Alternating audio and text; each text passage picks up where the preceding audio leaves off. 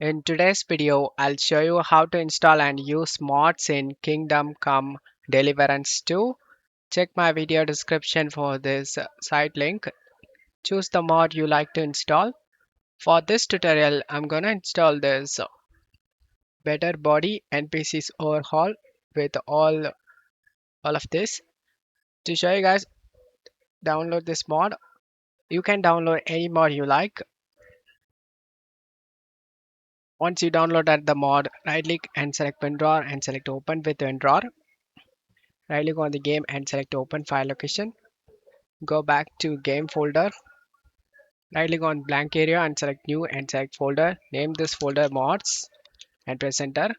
Open the Mods folder and drag and drop this mod file inside. Once you drop the mod folder inside, you can have to see data. We have successfully installed the mod. Launch the game. As you can see, the mod is working. I hope this video helped you. If the video helped you, don't forget to leave a like and subscribe. Thank you.